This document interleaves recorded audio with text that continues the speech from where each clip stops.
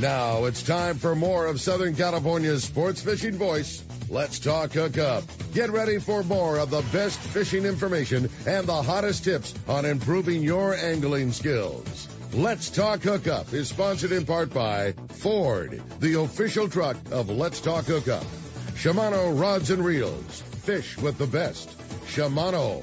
And now, Southern California's sports fishing voice, the hosts of Let's Talk Hookup, Pete Gray, Rock Cod Rick Mexa, and Corey Sandin. Welcome back. Hour number 2, Let's Talk Hookup coming your way on the Let's Talk Hookup app, Facebook and YouTube Live. Had a great show on 97.3 The Fan, and we're continuing here with you live on the stream. As we always say, Let's Talk Hookup app, that is the way to listen to Let's Talk Hookup, and we're having a great time here talking with you this morning, having a lot of fun with Captain Ryan Bostian of the San Diego out of C4 Sport Fishing. If you want to join us, the only way to do that for this second hour is through the Let's Talk Hookup app, and send us a text message question. Man, we have so many great texts coming through because we were on the Fan for the first hour. We were heavy on the phone calls, but if you've been sending a text, don't worry. We've got another full hour coming your way at Let's Talk Hookup. And we want to remind you, the second hour brought to us by Dana Landing on Mission Bay. It's your one-stop shop for everything you need to go fishing. Today is the day, the Dana Landing annual summer kickoff sale. Everything is on sale, up to 50% off. There's going to be manufacturers reps showing off products and teaching you the better ways to use them. They have free food. They have kayak demos at Fastlane, a big sale on Fastlane kayaks, and a whole lot more. It's the summer kickoff sale at Dana Landing in Mission Bay. Today only. You can check danalanding.com for more details, or better yet, just get in the car and head down there, man. It's going to be a very fun day at Dana Landing. And again, if you want to join us this morning, send us a text through the Let's Talk Hookup app. When you do, make sure that you include your name and phone number in case you win today's big prize, which is a full-day trip going fishing with Captain Ryan on the San Diego, a full-day trip for one lucky caller or texter at the end of the show today. Hey, we've had a little issue with the hotlines, but we're going to give it a try again. We got the man, our private boater buddy, Captain Mark Wish of Pacific Edge, is standing by. Good morning, Mark. Well, it looks like we don't have him, unfortunately, guys. So a little technical issue with the hotline, but hopefully we'll get that figured out before the show's end and we can get Mark's report. But as always, it is sponsored in part by Norris Lithium Batteries. Power your boat with Norris Lithium, the ultimate choice for marine adventures. Norris Lithium offers unmatched starting, trolling, and electronics power. Norris batteries are packed with cutting-edge technology. You can upgrade your marine power today. Set up your system at Norris Lithium or check norrislithium.com and talk to the trolling motor. We're going to jump into the text. They are packed up. Everybody's excited to ask questions to Captain Ryan. Look, the first one is, hey guys, my question is for Captain Ryan. When conditions aren't right at the Coronado Islands, but you guys are in yellowtail mode, does the San Diego ever focus on fishing tight to the coast? If so, how far down along the coast does the boat travel? That's from Garrett in Laguna Niguel. That's a good question, Garrett. Thank you. We have spent a lot of time in on the coast. I'm assuming he's referring to east of the islands, like from Tijuana down to Punta Descanso. We've spent a good amount of time in there. Unfortunately, it never really seems like the big yellowtail hits come from in there on the coast. We have had some good yellowtail fishing when they're related to like bait balls, like bird school fishing in on the beach, for sure. That's been a thing. But tight to the coast, like Garrett's talking about, there's a few spots in there that are really fun bass fishing, calico and sand bass, some halibut. So we've spent time in there. We don't do it that often, mainly because if conditions are bad at the islands, they're probably bad in there as well. And the chances of getting a big yellowtail hit, which is what it seems to take nowadays, are less in there, okay, tight to the beach, I believe. So, but the Roy Rose Sr. talks about phenomenal fishing east of the rock pile, in there towards Descanso. It can happen. Okay. It's with the binoculars nowadays, when we're sitting at the rock pile or even the ribbon kelp, we're glassing all around, and with the Fujinon Staboscopes from Baker Marine, with how well they are, if there's fish in there, we'll see them. Yeah. Even from the islands. It's crazy. What is the type of distance that you feel you can see? You can see a bird school, an area that you want to investigate. How far away do you think you can legitimately see that when you're on board the San Diego? A lot of it depends on conditions, of course. But bird schools are the absolute best thing for gyros, in my opinion. Kelps, breezers, they're good for that. Bird schools are number one, in my opinion. Is without gyros, I wouldn't even try to fish bird schools. We've run for bird schools at 6 miles before on the San Diego. Because the birds are high and they're big. The conditions are right. Yeah, a booby bird at 6 miles with seagulls, and you don't even see the tern birds until you get close. The first thing you see is like a booby bird, or then you start to see the seagulls, then you see the tern birds, and the binocular technology is amazing. Again, think about something that has changed the game in in 20 years of fishing when you didn't have that. You were looking at a piece of the ocean that at best was a mile around the boat, and now you're talking about 6 mile. I can still remember the first day I brought my gyros. So the first day I got them at the Coronado Islands, we were sitting on the anchor at the Ribbon Kelp, which is on the Leah South Island, and a friend of mine was anchored up at the gun site, which is in the middle grounds, and as the crow flies, it's probably a mile and a half, or every bit of a mile from the Ribbon to the gun site, and I was in the wheelhouse, and he was anchored up, and before that, if you wanted to know what that guy was catching in the middle grounds, he had to call you on the radio. Right. We're sitting at the Ribbon Kelp. My friend is, I forget who it was. It might have been Brian and Sam on the Pacific Queen or something. And they were anchored up at the gun site.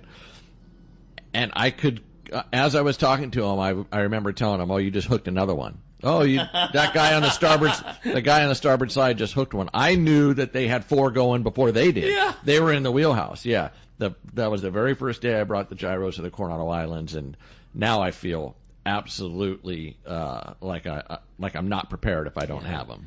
You need them. You go from, if you could see a boat on the horizon, you could pick those up and you could see what T-shirt the guy was wearing. Absolutely. And for a small boat, that doesn't have a sonar and things like that. For me, I think it's the single most important tool a guy can have. You've talked about that a lot. You cannot not have it. It is a tool that you have to have. If you're going to find your fish more than likely based on your eyeballs, and you can see a few hundred yards without anything, and you could, with a pair of good, Baker Marine regular field binoculars, 7x50s, if the conditions are perfect, you can see a little ways, or you can pick up your stabilized binoculars and see a couple miles. Even for us, we catch most of our fish due to our eyeballs. It might be that the actual school that we stop on is located by the sonar, but the reason the boat was even in that area in the first place is because we saw some gliding shearwaters from 4 miles away that were, in the area. So it was our eyes that got us there. It might be the sonar or the fathometer that, gets all the glory at the end, but if you trace it back, it was our eyeballs that even got the boat there. Yeah. So it's a game changer. Yep, no doubt about it. Well, hey, appreciate it very much. A great text. And again, apologies to Mark and Marcos, who I know tried to get through on the hotline. I'm sure it's a little technical issue and probably on my end, but my apologies, guys.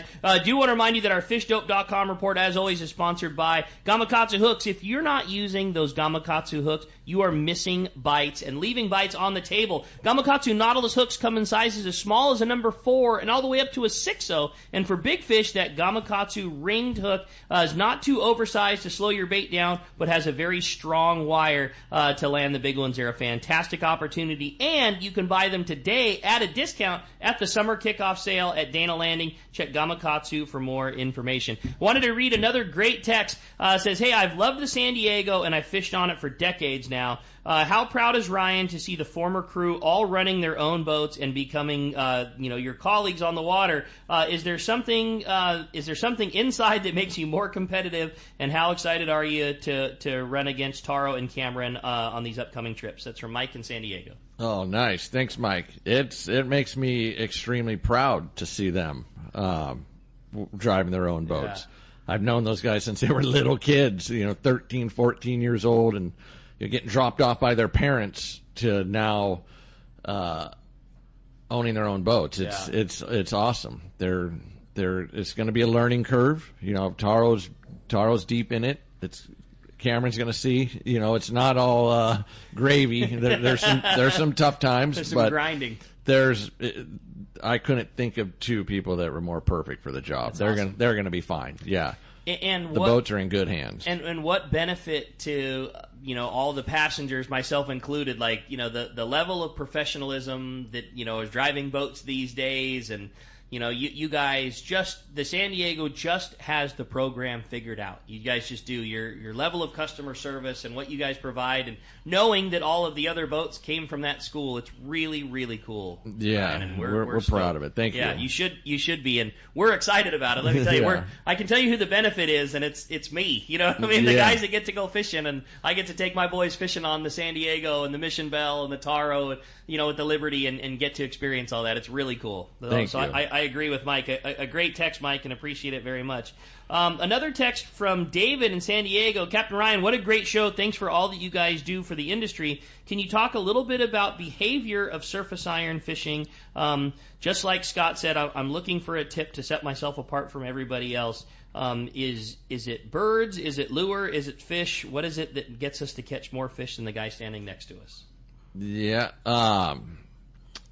I think it's a little bit of all those things. We've all had those magic lures that just seem to get bit really well. Even if they're not biting anything else, you can grab that one magic lure out of your box and get a bite. It's practice, making sure you're efficient.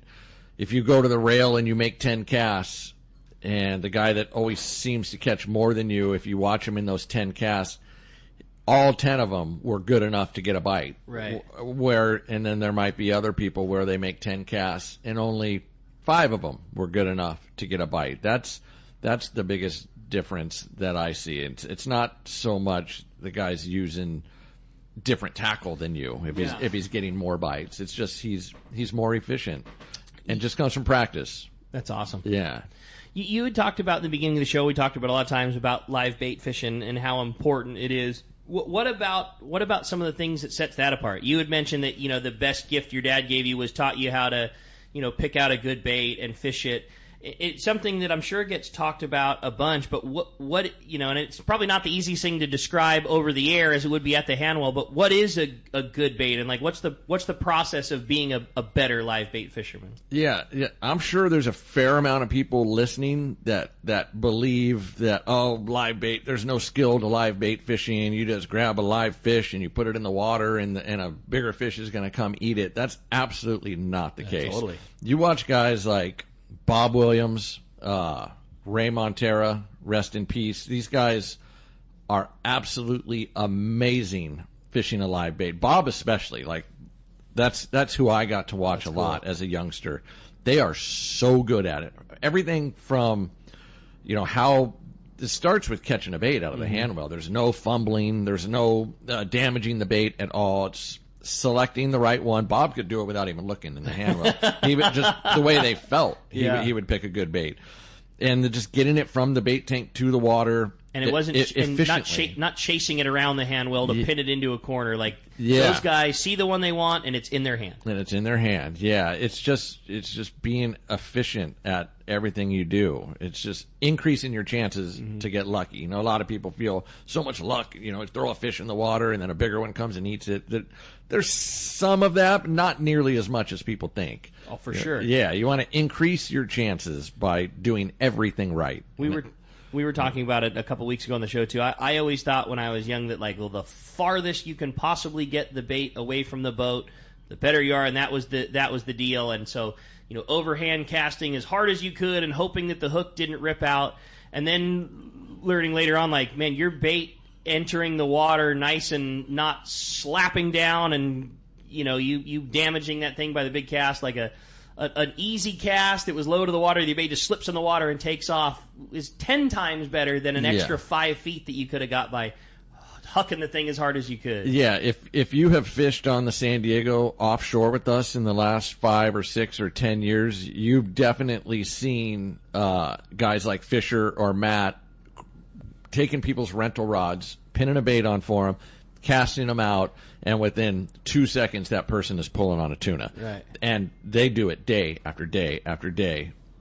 And it's not, they're using the same rod that the person was using themselves for the previous 10 baits and not getting a bite.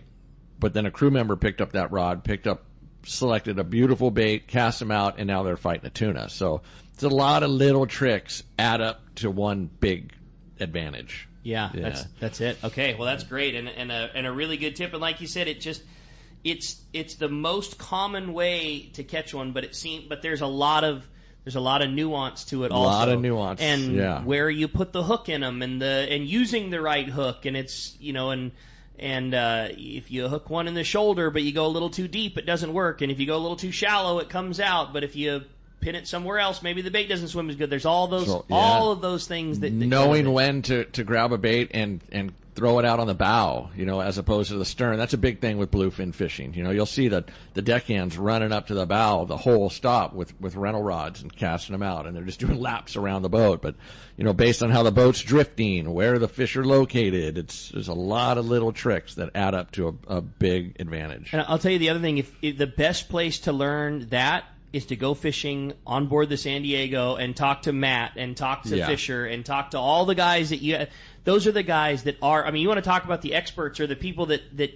see 1,000 baits cast a day every single day of their life all year long. There is no better spot. You can do all the research, and you'll get those tips here and Ryan on Let's Talk Hookup, and hopefully you'll come into the tackle stores, but really there is no better place to learn this than the crews on the boats that are seeing it every day. For sure. And don't be afraid of saying that, too. When you step on board the boat and you're seeing everybody, you guys on the San Diego have the advantage that you have a very personal crew that's really good in drawing, because I've seen it myself a bunch, and they're very good at drawing things out of people, but not everybody is that way. And I think the reason I say it is when you step on board, shake the guy's hand. Hey, my name's Steve. Oh, my name's Matt. Nice to meet you. Hey, this is my, I'm really wanting to step up my fly line fishing game. If you see me doing something dumb, let me know. Or what, don't be afraid of telling me anything. I won't take offense. I'd love to learn. You do something like that, dude, you're getting the advanced course. Yeah, the caller that called earlier and asked me my favorite part, that's something that I really enjoy also, is watching a passenger go from a person, a guy or a gal that was renting a fishing rod when they first started, and now 3, 4, 5 years later, they are absolute masters at it. If the boat has 15 yellowtail, they've caught 4 of them, and I've seen it with a bunch of people. Yeah, and a lot of times it's women that learn faster than men. It's crazy. We have some women that fish with us that when they first started coming out, not very long ago, they had a rental rod. Everything was new to them, but they were sponges, and they'd listen to the crew. And my crew loves doing that. They would almost rather see a rent rod beginner person catch one over, Joe Pro that's caught 1,000 of them. It's it very means more. Yeah, it means a lot more. So that's very very fun to watch. Also, the passengers go from beginner to expert in a few years. I dig it. Well, hey, we had another great text, and it was from Bill in Mission Viejo. It says, hey, I just wanted to say it was 12 years ago that I took my son out fishing on the San Diego, and my son hooked a good-sized lingcod. Then after that, a gentleman hooked a yellowtail and passed it off to my son, and he was able to land his first fish at age 9. Those are my favorite memories of our lifetime of fishing together, and he's absolutely hooked. And I just want to say thanks for everything on fishing on the San Diego. Wow, that's cool. You never know what it's going to mean to a person. That's it. Yeah, that's the coolest part. Well, hey, let's jump back into the text. Had another one.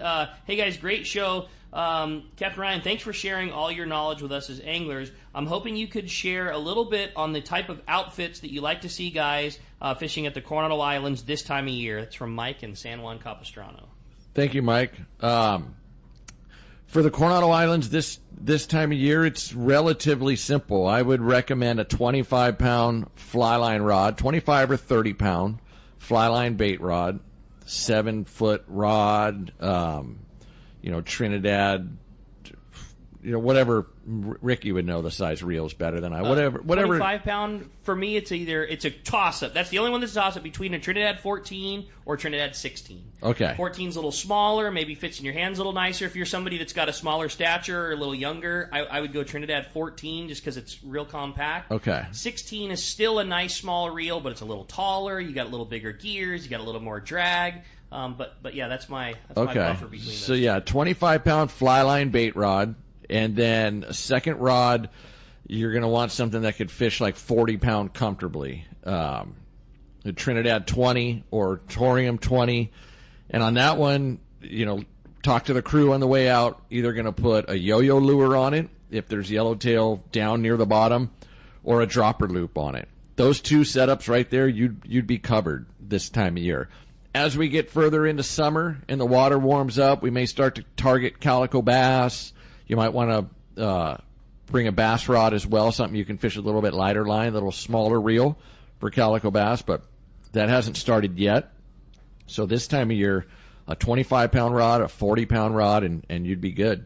That's awesome. You can also rent everything from Seaforth. They have all that. And a big, kudo to the rental department at Seaforth. It's not, again, this is not something like rental gear was 15 or 20 years ago. It wasn't a Penn Squitter that had a teeny bit of life left into it and a handle that went backwards. I mean, the gear that they have is premium tackle that's well cared for by guys who, that is their job is just to make, the Seaforth rental tackle is top notch. And it's a tough job, especially right. especially lately. They're having to be prepared for 150-pound bluefin, bass, calico bass on the half-day boat, everything in between. It's a tough job, and they're very good at it. Well, and how about that you have to be prepared for that when you go on the San Diego? Yeah.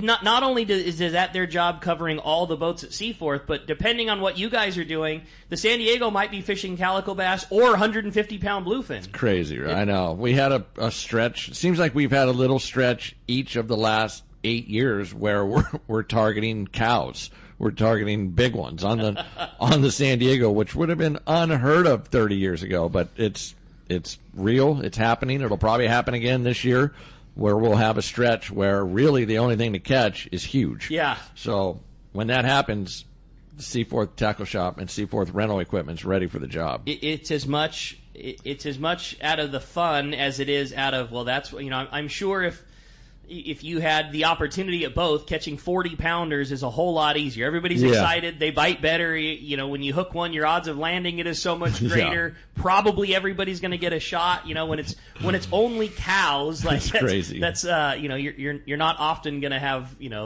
one for every person every time, but it sure is exciting to see, on a trip that left in the morning and came home in the afternoon to see fish of that quality. A lot of times on trips like that, you know how big fish fishing is. It's trophy hunting. It's trophy hunting. It's not like these bonita that are biting on the half-day boat right now. It's got to work really hard to get a bite, a lot of downtime. When you do, the odds are always stacked against you. Totally, yes. And so on trips like that, we've had a lot of passengers tell me at the end of the trip they just enjoyed sitting on the upper deck 100%. Watching. One person's pulling on a 200-pounder. Yeah. At the end of it, they hand it to the deckhand, and the deckhand get to watch a professional fisherman pull on a fish. They love it. Even though they didn't fish much, they didn't even catch a fish, they had a great trip. I've had a lot of passengers tell me that with that big fish fishing. Yeah, that being said, we don't want to do it every day. Yeah. But if it happens and that's the only thing to catch, we'll do it. Yeah, totally. When those scenarios present themselves and when you are fishing bigger tuna, I know it's not fair to say because every scenario is different, but what's the best method a guy can go in to get a bite from one of those? We've seen a lot of cool videos of guys with jigging tackle and jigs, and your crew in particular seems to be on the cutting edge of knowing all that stuff.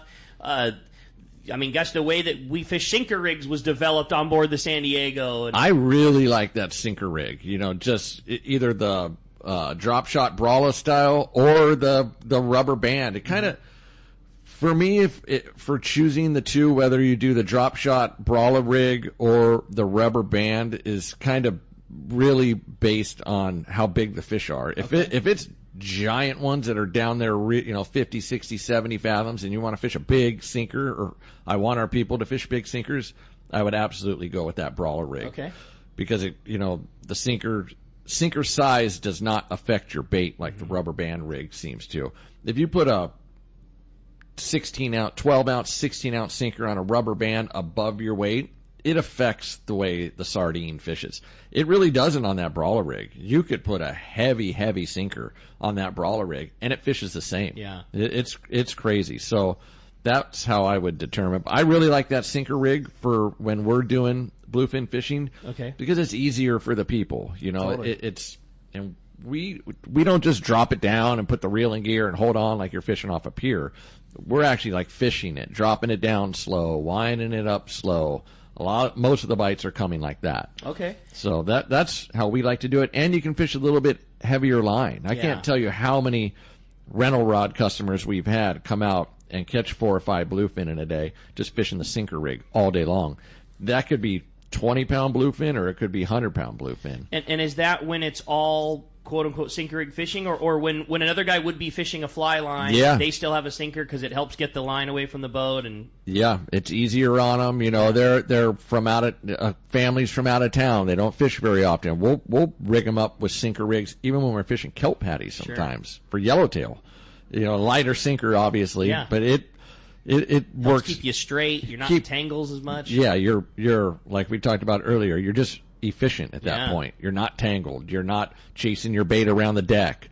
You're fishing the whole time. That's great. So it works very well. On the sinker, you said you're usually fishing it. Do more bites come when you're dropping the sinker down, or do more of them come when they're winding it up, or does that not make it a lot of difference? I would say it's equal. Okay. I would equal half the bites on the way down, half the bites on the way up. It works very well, especially the rubber band. Okay. The rubber band sinker above the hook, slow winding on the way up, so your bait's kind of swimming behind your sinker. Works really good. And is how you pin the bait on, does that make a big difference? And what's your favorite way to do that? Sorry to keep busting 21 questions at you, but that's what this show's for, right? Yeah. We for the rubber band rig, we will hook it from bottom to top, so we can do the slow wind on the way up thing, and the mouth of the sardine doesn't open up and affect the way it swims. The brawler rig, I think we've hooked it both ways, sideways through the tip or bottom, lower jaw through upper jaw. But for that rubber band rig, you definitely want to go bottom to top. Keep the mouth closed. Okay. That way when you're winding it up slow, the bait's still wiggling behind the sinker. It works really good. That's awesome. Yeah. That's good info. Hey, appreciate it very much. We had another great text. Good morning, Ryan. I'm absolutely loving this show. My question is, when you're fishing at the Coronado Islands, can you talk a little bit about the fish care for your fish? I know that you gill and gut tuna. Do you guys do it for yellowtail? Is it necessary? I was worried or thinking that might attract more sea lions. Just curious your take. And then also, is fish filleting available on board the San Diego? Yes, fish filleting is available. We fillet a lot of our fish once we cross the border on the way home. What was the first question again, Rick? Just the going over fish processing and whether you gill and gut yellowtail the same as tuna. Okay, yeah. Whether that could potentially have negative effects with sea lions. Oh, okay.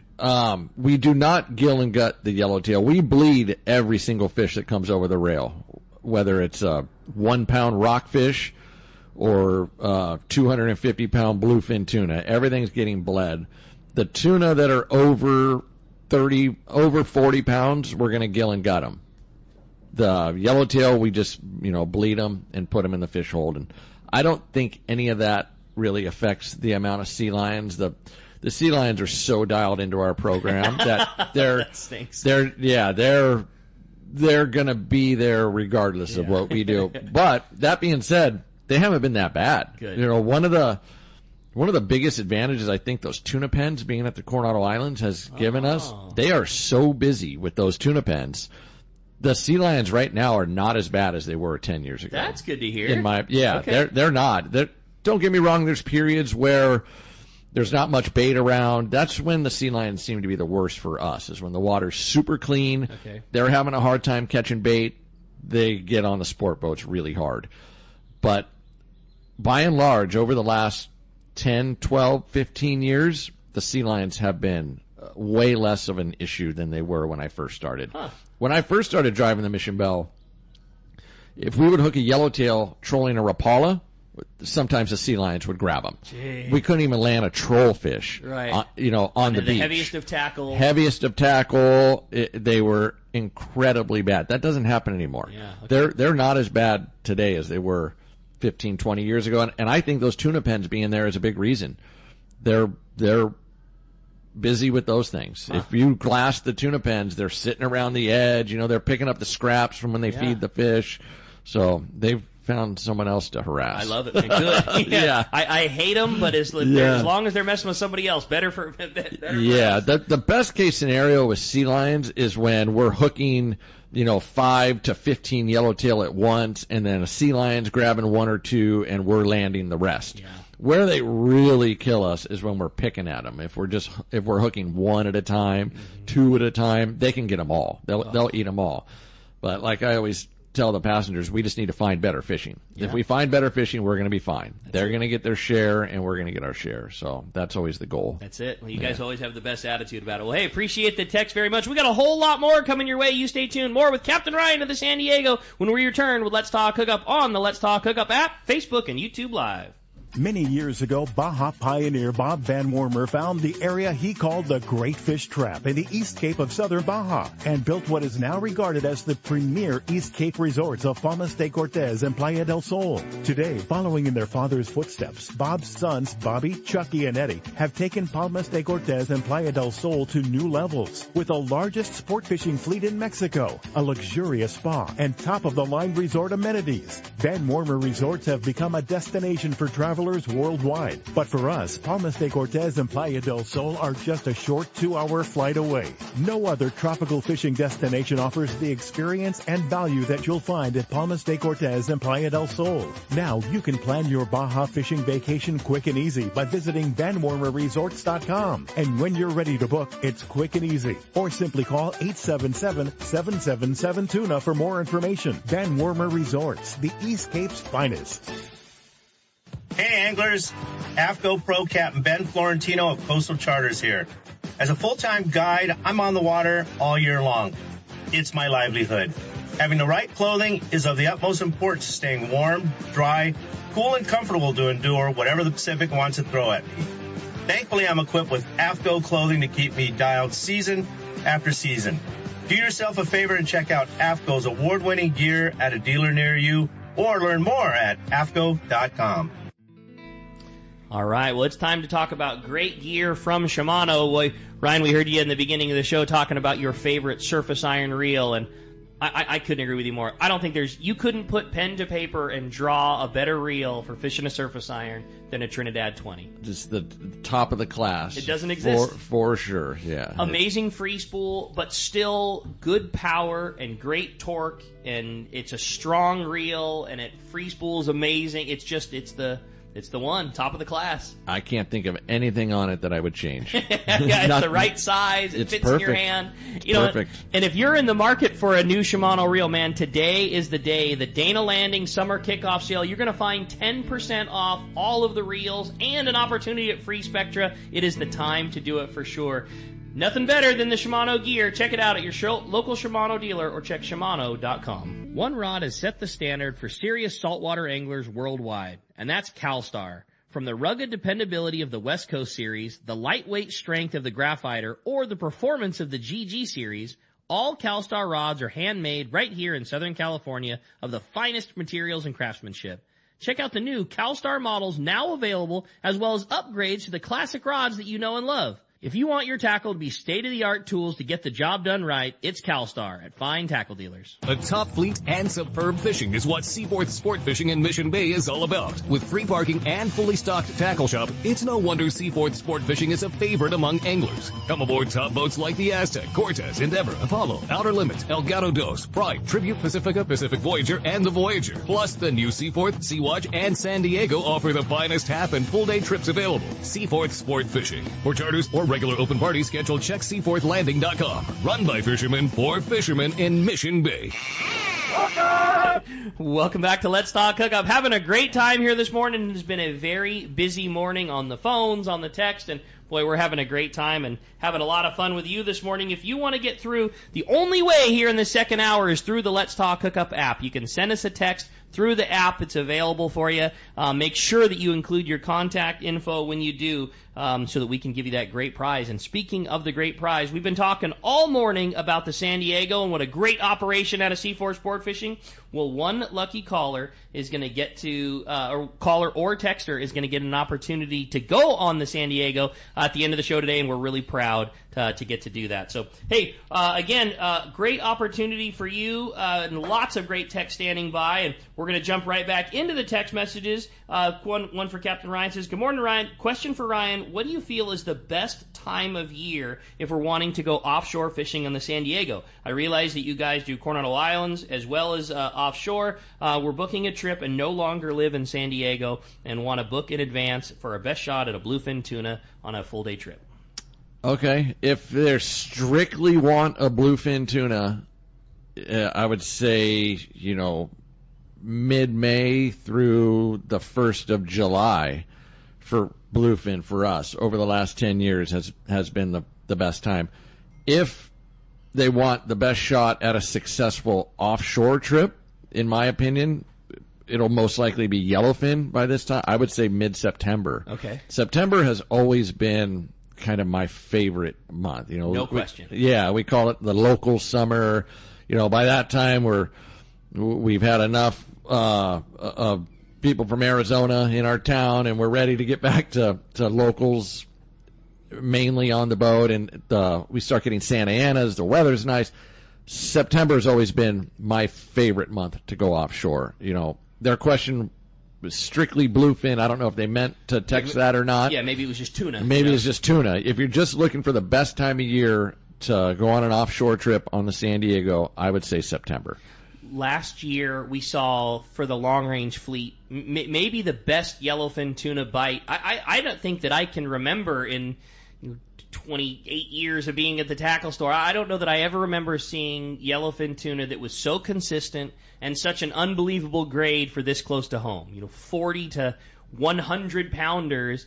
And I was I was praying every night that fit, because it walked its way closer and closer and closer, and it never quite got to our, within 40 miles of home. And this year, knock on wood or knock on something, those guys are already seeing great yellowfin tuna down there again. I want so bad that fish to be in range on the San Diego. It was so good if you could get to that 100-plus mile zone. Yeah. I want that fish on the San Diego so bad. So do I. Gosh, that's cool. Mainly, I want it for a lot of reasons, but one of them is I ate a few pieces of that tuna was amazing. It looked different than any tuna I'd ever eaten in the past. It was so white and fatty. It was amazing. So I want some more of that to eat, but also to watch our people catch them, totally. And there's a 60-pound bluefin is way different than a 60-pound yellowfin, as we well know. So I'd like to see our people tie into some of those. That'd be exciting. That was fun. The complaint on some of the guys when they were running an 8-day trip was like, well, the fishing is far too good. We're going to go down there and potentially have limits for the trip in the first afternoon, and then we got to figure out how to Cry me a river. Yeah, exactly. That's pretty cool. Yeah. Hey, well, let's jump back into the text. Says, good morning, guys. My question is for Captain Ryan. I love fishing on the San Diego and do at least 3 trips a year with you guys. My question for Captain Ryan is, what is your favorite fish to fish for when you're not on board your boat? When I'm not on board the boat, largemouth bass. Ooh, okay. Yeah, I love fishing for everything, but there's something about being on a lake. The weather's always nice. Yeah. It's never blowing 30 and choppy and getting your, Because it is, you don't go. Yeah, you don't go. Yeah. We've done some Mexico fishing trips over the last 15 years, and I'd have to say largemouth bass. Cool. Yeah, super fun. I love it. I've done it with Corey a bunch. There's something very different about it, too. Yeah. Mindset, and that's a frustrating fish, too. Like, when man. it's good, it gets no better, and when it's tough, it's just because it's there. They make you work for it. Yeah, it's cool. It's a fun puzzle to try to put together. And I'm with you, too. The Mexico bass fishing thing is one of my most favorite in the world. And it's not a guaranteed wide open thing either. You've got to figure it out and do your thing. But the camaraderie and the food and the people, and those are really, really special trips. Oh, man. Some of the best times have been down at those Mexican lakes. Brandon and I are going to, in a couple weeks, we're going to go fish with Bill DePriest from Pacific Coast Sport Fishing and fish Lake Coeur d'Alene to go smallmouth fishing. Oh, nice. Yeah, we're really excited. This year we didn't do the Mexico thing, and so looking for something different, we're going to go try smallmouth fishing at Lake Coeur d'Alene, and I'm super pumped. Yeah, that's you'll have to report back and let me know how that goes. Do you know what kind of lures they catch them on? This time of year, it's mostly jerkbait and shallow crank fishing. Oh, right up your alley. I can't wait. Yeah. It's my favorite thing to get to do, and like I'm like a kid in a candy store. Like Bill has a guide service up there, and they keep sending us pictures of, it is very common to have a day full of 4 and 5 pound smallmouth, and like every trip the guys' big fishes are 6s and 7s. Wow. And dude, I can't wait. Wow. And you're bringing the Iron Bomber with you? The world's greatest fisherman, the Iron Bomber, Brandon and I are going. Yeah, it's going to be a lot of fun. No, it'll be fun regardless if you catch anything or not with him. He's a good time. 100%. Well, hey, let's jump right back into the text. Another fun one, and this one was from Alex from San Carlos. Says, good morning, guys. I jumped on the San Diego for a Coronado Islands trip. Conditions were rough, but there was definitely really good signs of yellowtail. A deckhand managed to hook one and pass it off to a passenger on a surface iron, but they sank out as the majority of the school swam by us. I stuck to fishing a yo-yo jig, but didn't have any luck. My question is for Captain Ryan. When we can see the fish, but it's hard to get a bite, what, in your opinion, are the best things to do to improve our chances? Oh, man, that's exactly what's been happening lately. That was like a clip of a local trip right now? Yeah. One thing to keep in mind is a lot of times when you see fish up on the surface, that's just the tip of the iceberg. There's a lot more down below them, especially lately. There's a little bit of fish up top that you can see, but the bulk of the school is down deep. So really hard for me to say, in that situation he just described, he didn't do anything wrong. Mm-hmm. He did everything right. It's just they're not biting.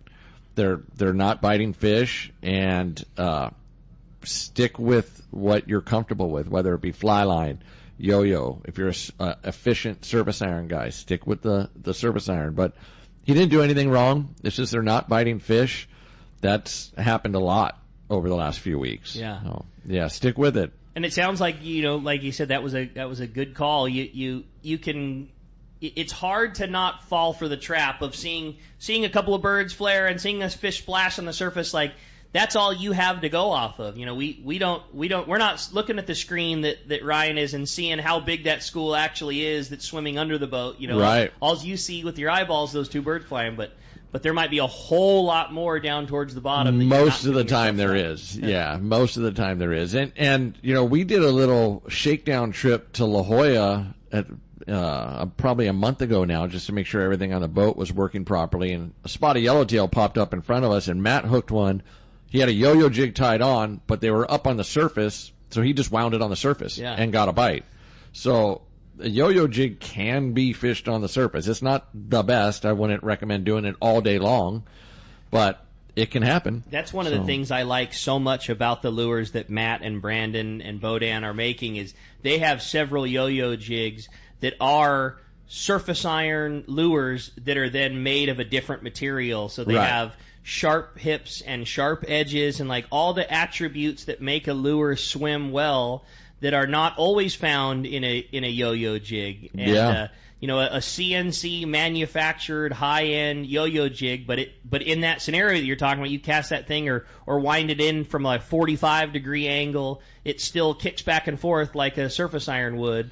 but heavy enough to fish a yo-yo. Totally. If a fish is in the right mode, it doesn't take much to get a bite. Sure. You don't have to have the sexiest lure in the world to get a bite if it's placed perfectly and the fish is in the right mode. A hungry fish trumps most things. Totally. It makes up for a bad cast and a bad jig and a bad hook set and all those things. A hungry one's a whole lot more important than everything. Absolutely. That's fun. Another question was from Jason from San Diego. It says, Captain Ryan Bostian is known amongst the fleet of being so good with your electronics. My question is, can you tell on the machines if a school of yellowtail is likely to bite or likely to not? And if so, what are those characteristics? Actually we can. It's really? Yeah, it's not 100%. It's not foolproof, but actually the last trip I drove, which was Tuesday, I believe it was Tuesday. First school yellowtail we saw, the sonar got 2 or 3 sweeps on it, and I told the crew member that was standing next to me, I said, I can already tell these things are not going to bite. And I was right. They didn't bite. A lot of it is, the formation they're in. Fish are I kind of picture like a pack of wolves down there. Okay. When they're hunting prey and they're hungry, they're going to be kind of spread out and trying to corner bait or they're more spread out on the electronics when they're in a biting mode is what we see across the board, from yellowtail, yellowfin tuna, bluefin tuna. You hear these bluefin guys talk about schools that are bricked up. That means that they're super tight, they're in a tight formation. The chances of them being in bite mode are slim. Okay. It does happen from time to time, but when we see a sonar school in the San Diego of yellowtail that there's separation between the fish, it's like, oh yeah, here we go. Are looking. Put your tool belt on. They're going to bite. Some of the best stops we've had have been on what wouldn't look like much to the average person on the electronics. Okay. It's just a couple spread out fish, but it's spread out for miles, really? Offshore tuna or something, and they're just in the right mode. And then when it's not bite time, they ball back up into a tight group again, and you can't get a bite. Huh. Yeah, it's strange. I've also really liked some of the pictures that you've posted on social media over the years of pictures from the sonar or from your up and down, and seeing the electronics on the San Diego obviously highly tuned in and just right, but seeing the entire school shoot down to the bottom or shoot up from the bottom or getting to see that on the machines is such a unique perspective. Yeah, usually the more impressive the picture is, for Instagram, the less we caught off of it. Yeah, I believe it. When they're biting fish, it doesn't look very impressive on the fathometer. Okay. There's a fish here, a fish there. They're separate. They're hunting. Huh. They're flying all around fast. When it's a tight group of fish and the captain has time to get the camera out and Instagram up, it usually means they're not biting. I got that fine. Yeah, that's fun. All right. Well, hey, how about another text from Jason? It says, "Good morning, guys. Captain Ryan, my question: could you go into a little bit more about the friendly competition and rivalries that you as captains have on the water? It seems like you all work very well together." But I'm sure there's got to be bragging rights and other info. Would love to hear more about the friendly rivalries that exist with you and your colleagues. Yeah, that's a good question. There's nowadays it kind of seems like information gets out so fast. Everyone gets the information, but it wasn't always like that. When I first started driving boats, there's just little groups of people that would talk to each other, and you may talk to 2 or 3 boats, and that guy talks to 2 or 3 boats, but you could sometimes miss out on a couple weeks worth of fishing because you didn't have the information. Nowadays, with all the passengers having phones in their pockets and Starlink, you're lucky to get a couple hours of something to yourself. Nowadays, the friendly competition amongst the sport boats basically starts out. Whoever catches the most fish typically carries the most passengers, also makes the most money. So that's the root of it. Yeah, that's that's now we've kind of taken the approach, since I've been driving a boat, where let's group up with 2 or 3 or 4 or 5 of our really good friends, people that we really trust, and let's all make money. Yeah. Let's all do well. So that's kind of been our approach to it. That it's competition like anything else. I don't care how much that guy catches over there as long as I catch the most. I heard people say that before. It's like you just want to catch the most. You just do. Brian and Sam were on here, which I think back in the Pacific Queen days, and that was always my favorite. And and Brian just said that. He goes, I want nothing but success for our entire fleet. I want every passenger to catch fish, and I want every boat to catch fish, as long as I catch at least one more. If everybody had 99, I want 100. Right. Nothing but success and the best for all of the boat, all the fleet, all the passengers, all my buds. But you're damn right, I want one more. Yeah. I mean, it's competitive out there. It just is. If there's a boat that just doesn't seem to catch as much for a couple years, you'll see it. It'll affect their passenger count. Sure. It just does, which affects their income. So that's where the competition comes from. It's definitely going to be fun this year. Again, we've touched on it multiple times, but all the guys that worked with you in the past, or all the guys that are going to be fishing with you this year, they know all my tricks. No, they're phenomenal fishermen. It's going to be a fun year for sure. Hey, another great one says, "Good morning, guys. Captain Ryan, I know you're a fan of JRI jigs. I wanted to know if you could only pick one of their models for the Coronado Islands. Which would it be and why? Also want to know if you found a new chiropractor yet." And that's from Reggie in Camarillo. Reggie, that's funny. I've fished all kinds of different brands over the years. I kind of just know a good jig when I see it in the water or even feel it. Those jigs you can feel in your rod tip. They're so good. I don't really know what models are popular of the JRI. Lately, everyone's been fishing these two-fish jigs. So that is overwhelmingly what we've been selling a lot of, are the two-fish jigs. JRI, also another great option. The Stinger, I would say in terms of what we sell, what is most popular for us at the landing would be probably the JRI 4, which would be the most common size. That'd be a size that you would think about closest to a Tatty 45, or that common size. Then the number 3, which is a cool jig that's not it's kind of very searchy and very wily, doesn't have the very traditional kick 2 times then kick out. It's very wily back and forth. And then the Stinger. Those would probably be our 3 most popular JRIs at the tackle center. I was fishing a lot of that Stinger jig 5-6 years ago. It was mainly because the grade of yellowtail that was around at the Coronado Islands was a little bit smaller. There was a lot of 11, 12 pounders, and that Stinger's a smaller. It's not super small, but it's a little bit smaller than a Tatty 45 that just seemed to fit that grade of fish really well. But now with this grade of fish that's around now, I mean they're beauties. They're big ones. They're 18 to 25 pounds all day long. I wouldn't fish a Stinger now. I would use something bigger. We strung up a 37-pound yellow for a private boat a couple days ago at the Coronado Islands in 60 feet of water. It's just awesome. And that's them. You mentioned it before. Captain Matt Bralla doing such a good job. Those two-fish jigs. It is the most popular surface iron.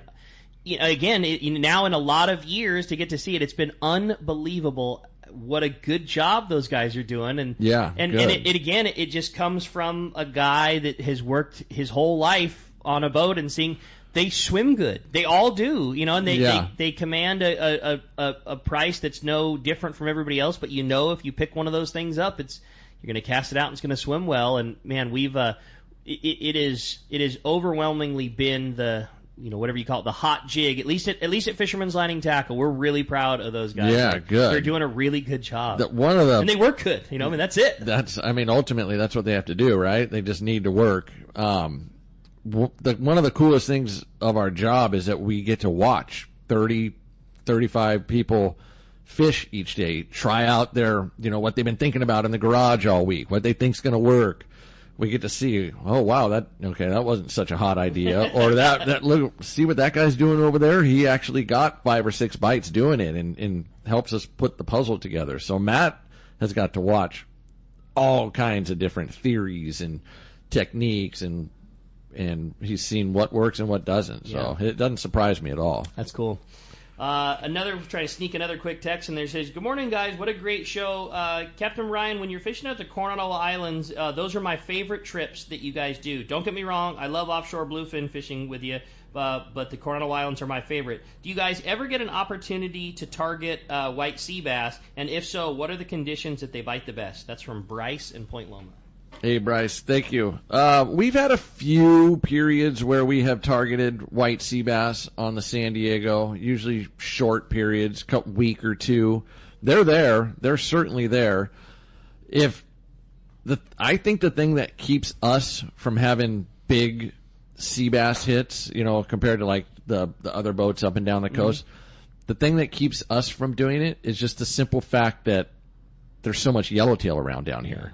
It's hard to drive past a huge sonar school of yellowtail in 21 fathoms to get in, 10 fathoms or shallower and look around for sea bass when you know what's hanging off the edge out there. So and under the right conditions, you're going to stop the boat and hook 20, 25 of them, sure. Which sea bass fishing, we all know, is a challenge. So I think that's why we don't have more sea bass. Part of the reason we don't have more sea bass hits down here is just the availability of the good yellowtail fishing that we do have. That's interesting. So it keeps us away from, the 8, 7, 10 fathom areas where we could possibly get a sea bass hit. If you took yellowtail 100% out of the equation and that fish just didn't exist, do you think that the Coronado Islands and surrounding coastline holds enough sea bass that you would have, whatever you call it, similar hits to boats, above us? I don't think so. Okay. It doesn't mean that the fish isn't there, but maybe not in the volume. We're talking to Wingnut on the Aloha. They just have more biomass up there. Yeah, they just do. We have our periods where I've seen sonar schools of them and nice schools of them. There's been little shots, but by and large, I would have to say I don't think so.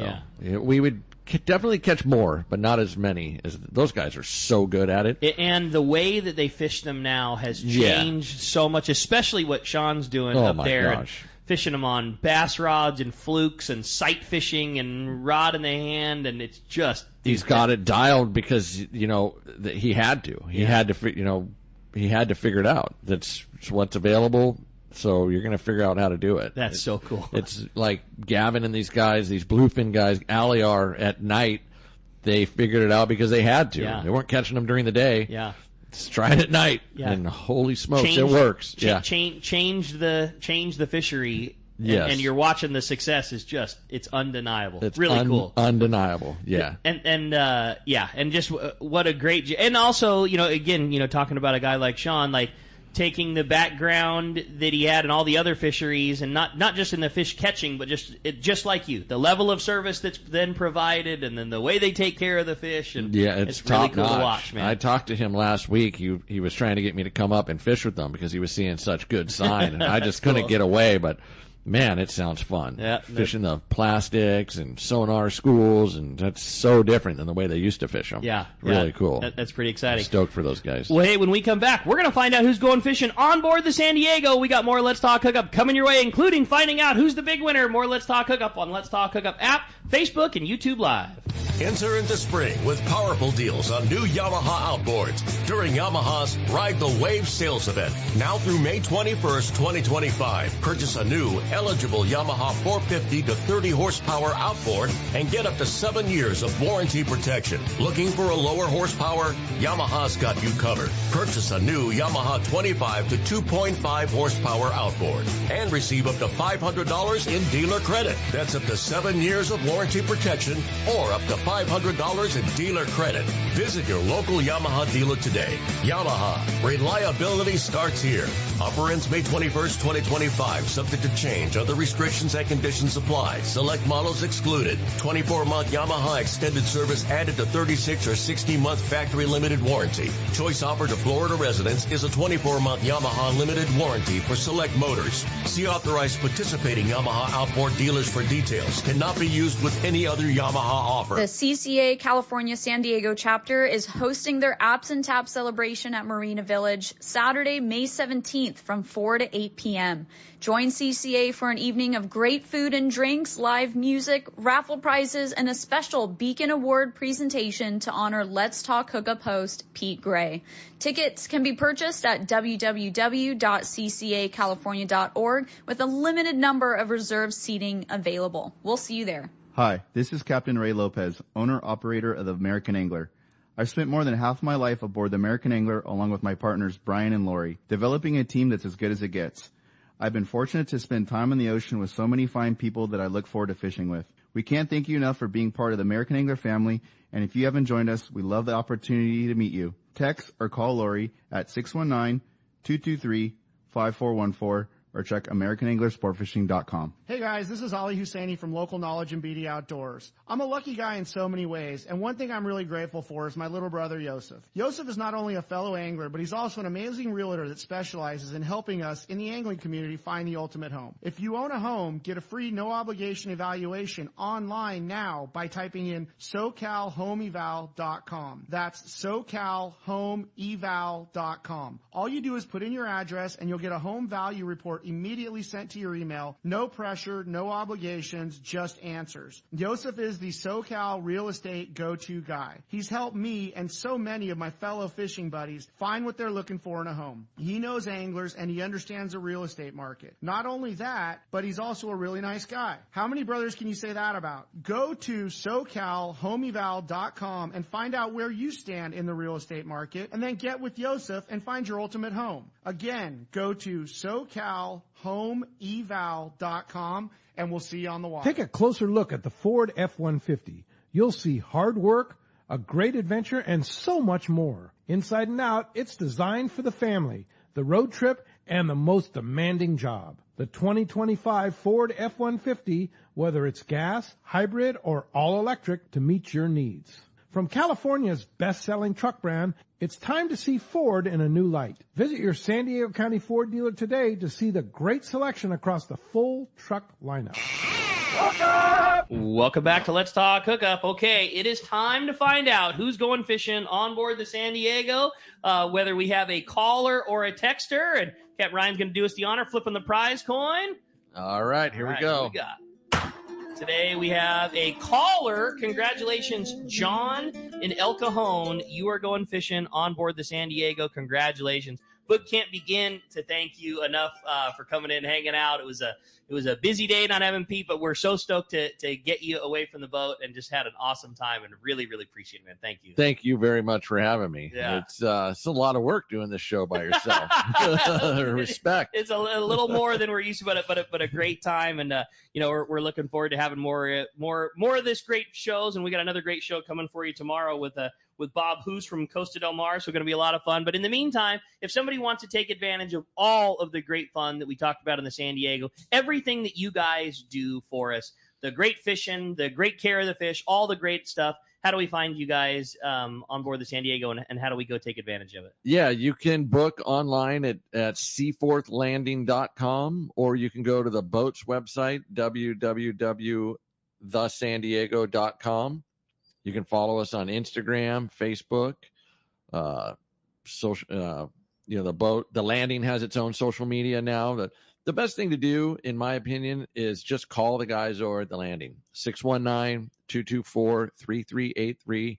Talk to John and Jeff and Chris and Marcos and all the guys, because we're fishing, something that changes daily. So they'll get you dialed in the right direction on tackle, whether or not half-day fishing is a better choice for you that day, full-day fishing, day and a half. They can answer all your questions. So call the guys at Seaforth, 619-224-3383.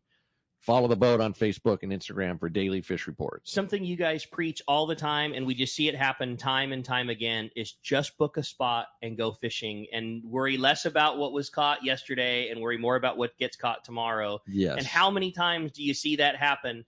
Good fishing, slow fishing, whatever it is, it just doesn't seem to have a lot of bearing on what's going to happen the following day. Yeah, what happened the day before doesn't really mean anything on how successful your trip's going to be. So, pick a day where the weather looks good to you, where it fits into your schedule, and just come out and enjoy the day on the water. You're gonna get everything that you hear about that the San Diego has to offer. A very comfortable boat. You're gonna eat a great cheeseburger. You're gonna get treated right by the captain and the crew, and you're gonna have a good time doing it. We're always gonna give 100%. And after that, there's a lot of aspects that are out of our control, but everything we can control, we're gonna give 110%. I love it. Awesome. Ryan, great job. Appreciate it very much. Thanks for hanging with us, and we appreciate you. Another great show coming for you tomorrow. Bob Hoos from Coast is going to be joining us. We got more. It's Let's Talk Hookup coming to you on Facebook and YouTube Live, 97.3 The Fan, and the Let's Talk Hookup app. We'll see you tomorrow.